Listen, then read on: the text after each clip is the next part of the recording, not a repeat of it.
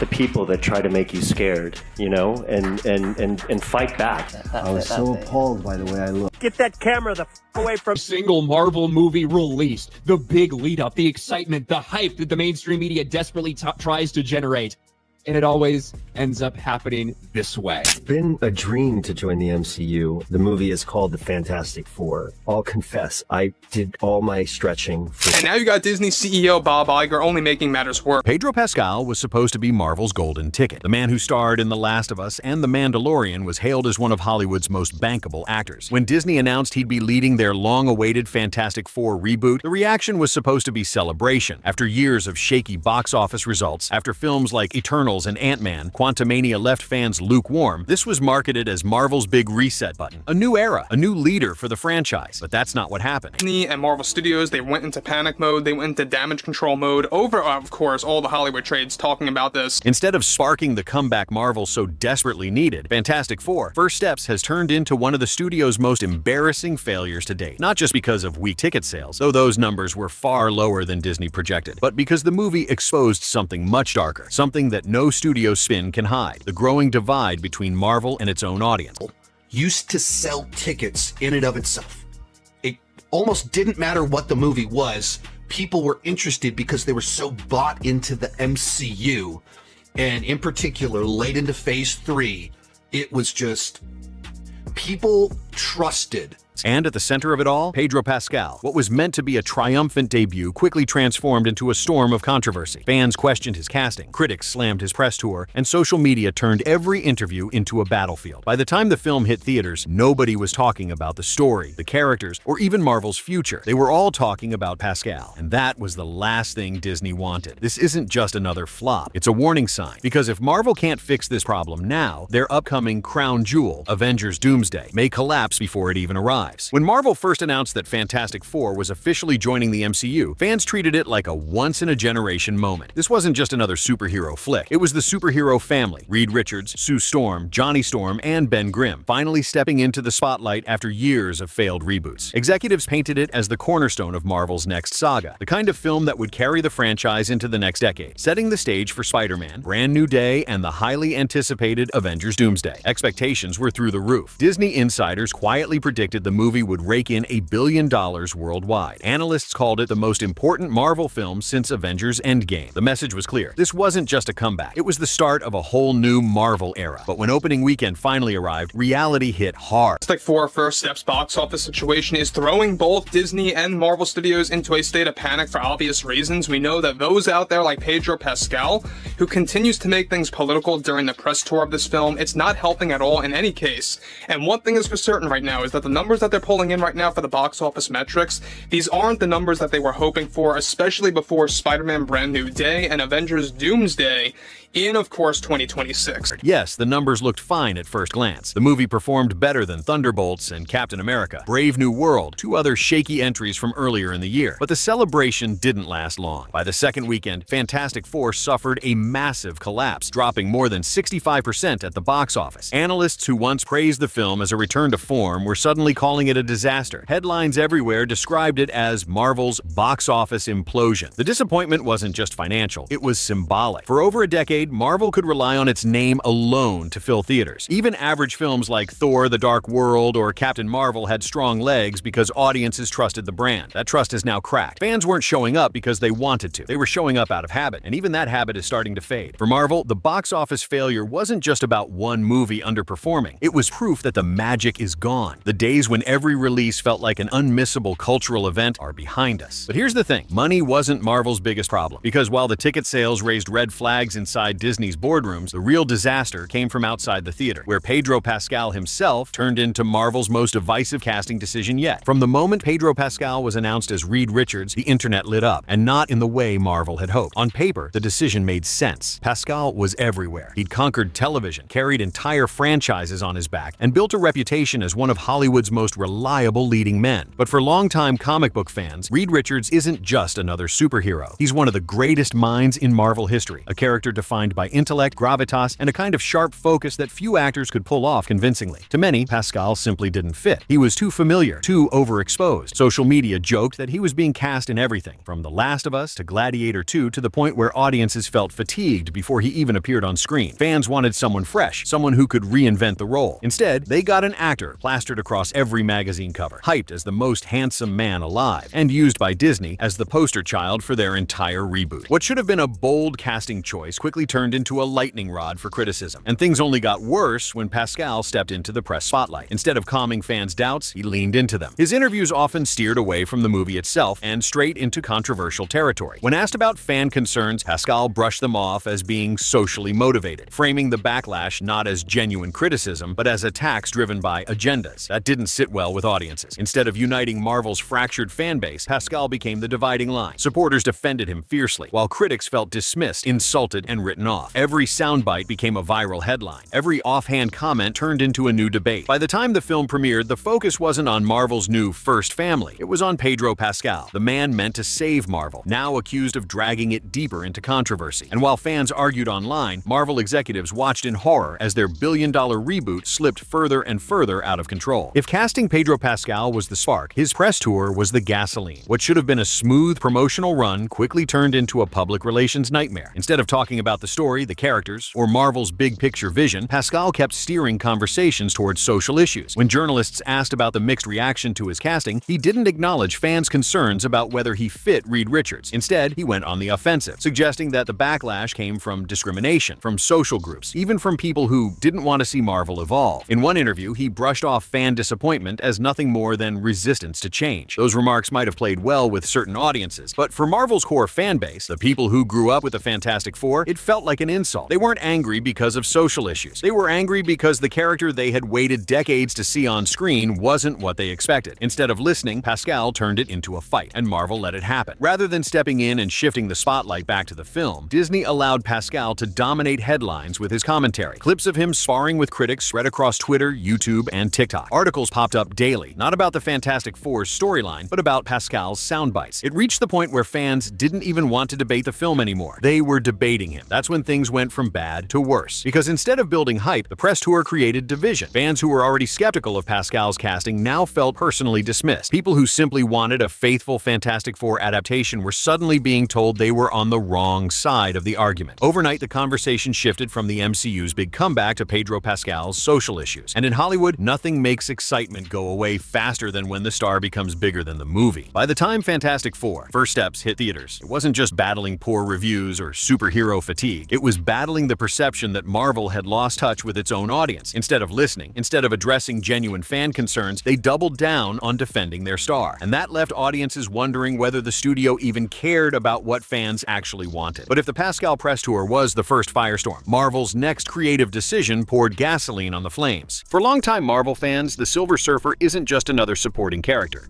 He's one of the most iconic figures in the cosmic side of the Marvel Universe, a tragic, noble hero who sacrifices everything to save his world. So when Marvel announced they were reinventing the character for Fantastic Four, expectations were sky high. And then came the reveal. Instead of Norrin Radd, the classic Silver Surfer from the comics, the MCU introduced Shalabal, a female version of the character. Marvel framed it as a bold reinvention, a chance to modernize the role and give audiences something fresh. On paper, that sounded innovative. In practice, it set off a wave of backlash. Online forums exploded. Some praised the change, saying it opened new storytelling possibilities. Others accused Marvel of rewriting one of their most beloved cosmic characters purely to push an agenda. For fans already uneasy about Pascal's casting, this felt like another slap in the face. One more example of Marvel ignoring source material in favor of shock value. And once again, Pedro Pascal was right in the middle of it. Instead of letting the studio handle the criticism, Pascal stepped into the debate himself. He defended the change aggressively during interviews, framing Shalabal as the true future of the Silver Surfer. To supporters, it sounded passionate. To critics, it sounded like arrogance. Every time he spoke, the divide grew deeper. The result? A casting choice that could have been a daring creative swing turned into a full-blown controversy. Instead of generating excitement for Marvel's bold new direction, it became another reason for fans to check out entirely. And the worst part? All of this noise drowned drowned out the movie itself. By the time the film was in theaters, nobody was talking about the story, the action, or the visual effects. They were talking about Pedro Pascal and the Silver Surfer controversy. The spotlight wasn't on Marvel's rebooted First Family. It was on online arguments that had very little to do with the actual movie. Inside Disney, executives were panicking because while fans argued online, Marvel was dealing with a very real problem. Their so-called crown jewel was slipping further and further into chaos, and behind closed doors, desperate measures were about to be taken. Behind the scenes, Marvel and Disney knew they were in trouble. The early box office numbers were bad, the fan reaction was worse, and the press tour had completely spiraled out of control. For a studio that once prided itself on carefully managing every detail of its franchises, the situation around Fantastic Four felt like chaos. Reports quickly surfaced that Bob Iger himself, Disney's CEO, was furious. He had been counting on this movie to be Marvel's big rebound. Instead, it was dragging the company into headlines about failure and division. Insiders leaked that one of the first steps taken was to quietly pull Pedro Pascal back from the spotlight. Interviews were canceled, his late-night talk show appearances were reduced, and in the most shocking move, Disney allegedly scrapped an entire promotional featurette that focused solely on Pascal as Reed Richards. Think about that. Marvel had already filmed and edited a behind-the-scenes special showcasing their new lead star, the man they had once marketed as the face of this new era. But after his comments stirred so much backlash, Disney shelved it. Not delayed, not rescheduled, canceled, and that told fans everything they needed to know. The studio was no longer confidently promoting their movie. They were on defense. They weren't building hype. They were putting out fires. Every headline was about damage control. Every leak was about executives scrambling to salvage what little momentum they had left. For Marvel fans, that kind of chaos was unheard of. This was the same studio that once flawlessly rolled out Infinity War and Endgame, timing every teaser, every trailer, every press moment like clockwork. Now, they were stumbling. And inside Hollywood, other studios were watching closely. Because if Marvel, the most reliable blockbuster machine of the last decade, could fumble this badly, it raised a terrifying question. Maybe superhero dominance was finally cracking. But for Marvel, the stakes weren't just financial or reputational. The bigger issue was that the backlash revealed something far more dangerous than poor ticket sales or awkward interviews. It revealed that the trust between Marvel and its fans, the bond that had carried the MCU for over a decade, was breaking. And that leads to the heart of Marvel's biggest problem today, the slow fade of Marvel magic. For years, Marvel Studios had an almost unbeatable formula. Every new release felt like an event. Fans didn't just watch Marvel movies, they lived them. Midnight premieres were packed, theories flooded the internet, and each post-credit scene sparked months of excitement. The brand itself was enough to guarantee success, but Fantastic Four proved that era may be over. The word fans kept using was fatigue. Not just superhero fatigue, but Disney fatigue. After more than a decade of back-to-back films and Disney Plus shows, the formula no longer felt fresh. What once seemed like a carefully interconnected universe now looked like content overload. Instead of excitement, audiences felt burned out, and Fantastic Four didn't change that perception. It reinforced it. Critics described the movie as just okay. Not terrible, not groundbreaking, just forgettable. And in today's crowded entertainment world, being forgettable is worse than being bad. Fans will forgive a misstep if it takes risks, but they won't forgive mediocrity. The fallout was savage. Online, even hardcore Marvel loyalists admitted this was the first MCU movie they didn't feel the urge to rewatch. Others said they skipped it entirely, something unthinkable just a few years ago. That sense of obligation to see every Marvel release, to keep up with the universe, had finally cracked. And once that loyalty breaks, it's almost impossible to rebuild. For Marvel executives, this was the real nightmare. Box office flops can be explained away. Casting controversies fade over time. But the loss of cultural momentum, the feeling that Marvel movies are must-see events, is a wound that doesn't heal quickly. The numbers backed it up. Even international markets, which usually rescued underperforming Marvel films, showed lukewarm results for Fantastic Four. The global audience wasn't rushing to save this movie. Instead, they treated it like any other average blockbuster. That was the clearest sign yet that Marvel magic had worn off. Fans were no longer dazzled by spectacle or brand recognition. They were demanding quality. And instead of delivering a bold reinvention, Marvel had offered another reheated formula, complete with controversies that distracted from the story itself. This wasn't just a stumble, it was a shift. For the first time in over a decade, audiences were openly questioning whether the MCU still deserved their attention. And that left one massive question hanging in the air. If Marvel couldn't win fans back with Fantastic Four, what did that mean for their next giant risk? Avengers Doomsday? With Fantastic Four collapsing under the weight of backlash, box office struggles, and controversy, all eyes have already shifted to Marvel's next massive risk. Avengers Doomsday. This isn't just another superhero flick. It's the movie Marvel is banking its entire future on. And here's the twist. Pedro Pascal is right at the center of it. Despite the chaos surrounding Fantastic Four, Pascal has a major role in Doomsday. Some insiders say he'll be central to the plot, anchoring storylines that connect directly to Marvel's next wave of films. Which means whether fans like it or not, Pascal is going to be unavoidable in the MCU's future. That has fans split down the middle. middle. On one side, you have those who believe Doomsday could be Pascal's chance at redemption, that if the script is strong, the action is sharp, and the story delivers on its promises, audiences will forget the drama of Fantastic Four and rally behind him. After all, Marvel has pulled off comebacks before. Robert Downey Jr. turned Tony Stark from a risky bet into one of cinema's most beloved characters. Chris Evans silenced critics who thought he was miscast as Captain America. If Marvel can find the right material, maybe Pascal's Reed Richards could follow the same path. But then there's the other side. Fans who feel burned. Fans who watched Pascal dominate the press tour, dismiss genuine concerns, and double down on controversial statements. For them, it's not about one movie anymore. It's about trust. And once trust is gone, no amount of CGI or cameos can fix it. The stakes couldn't be higher. If Avengers Doomsday stumbles, if it repeats the mistakes of Fantastic Four, the ripple effect could be catastrophic. Marvel has built years of planning around this movie. Entire franchises, spin-offs, and Disney Plus series are set to branch out from it. A failure here doesn't just mean a bad box office weekend. It could mean a collapse of the entire roadmap. Some insiders whisper that Marvel is already considering scaling back. Fewer movies per year, more focus on quality over quantity. Others worry it's already too late, that the bond between Marvel and its audience has been damaged beyond repair. And with every new leak, every new headline, the speculation only grows louder. Will fans show up for Doomsday out of excitement or out of obligation? Will Pedro Pascal be the star who carries Marvel into its next era, or the actor remembered for breaking the MCU at its weakest moment? The answer to that question may determine the future of the biggest film franchise in history. In the end, the story of Fantastic Four. First Steps isn't just about one movie underperforming. It's about a studio standing at a crossroads. For over a decade, Marvel felt unstoppable. Each release was a guaranteed hit. Each character became a household name, and each phase built toward an event bigger than the last. Fans trusted Marvel completely. They believed in the vision, the storytelling, the magic. But Fantastic Four shattered that illusion. Instead of uniting fans, the film divided them. Instead of silencing doubts, Pedro Pascal's casting and press tour amplified them. Instead of proving Marvel was back on track, the controversies and the weak reception revealed just how far the studio had drifted from its audience. The real danger wasn't the 65% box office drop. It wasn't the headlines calling it a flop. The real danger was the silence, the lack of excitement, the fans who walked away saying, "I just don't care anymore." Because once apathy sets in, rebuilding that passion becomes nearly impossible. Now, Marvel faces its most important test yet. Avengers Doomsday isn't just another movie on the calendar, it's the lifeline of the entire MCU. If it works, it could buy Marvel time to course correct, rebuild trust, and remind audiences why they fell in love with this universe in the first place. But if it fails, the ripple effects could shake Disney's biggest franchise to its core. And at the center of this turning point is Pedro Pascal, once hailed as Marvel's savior, now seen by some as the symbol of its decline. Whether fair or not, his name has become inseparable from the conversation about Marvel's future. So the question isn't just about one actor or one movie, it's about a relationship. Can Marvel repair the bond with its audience? Can they move past controversies and deliver something that truly feels like an event again? Or has the magic faded for good? Because if Fantastic Four was a stumble, Avengers Doomsday could be the fall that shakes the MCU to its foundation. And when the dust settles, fans may look back at Pedro Pascal not as the star who saved Marvel, but as the moment everything changed.